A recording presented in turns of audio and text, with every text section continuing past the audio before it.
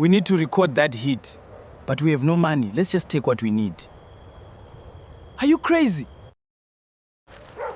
Inno, simuka tiende. Ina handisikuenda kunoba. Urikutya here? Kwete, ndikuita music yangu. Hello, is this DJ Inno? My name is Commander Olembe. I have something important for you. Please save my contact details and call me tomorrow morning.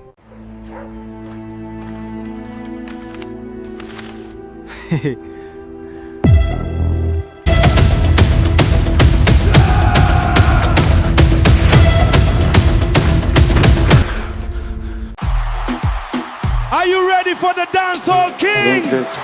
Watch out! Ha, ina ndichada izvi. Zvakwana, ndava kuenda zvangu.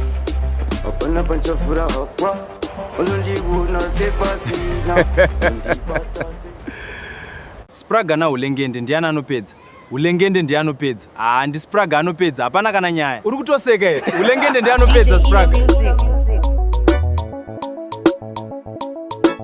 Iwe Ngwere, ihombe, usanyepe.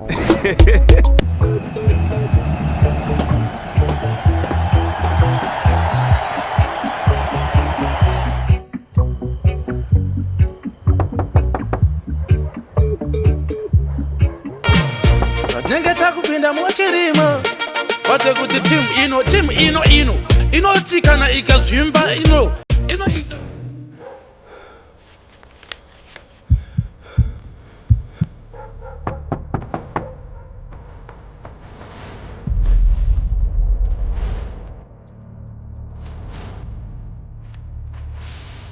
Hello, police! I'm being attacked by thieves at my house. They are trying to steal my studio equipment. Please come quickly. DJ Inno Music. DJ Inno Music.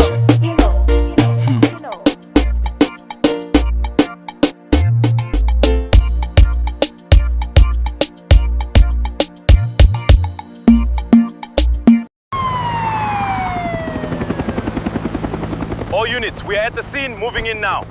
Dispatch, secure the perimeter. Zvifuti zvavo, zvifuti zvedu. Topedzerana this time. Boys, ko Master H anyarara nei? Ah, Master H akasiya chipo chake kuJamaica. Sekuru, ndikuda kupedzera vanhu kuCity Sports ndodi.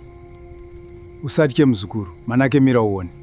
Yabo, asambe, leka, samba ngama groove, DJ Inno on the beat, everybody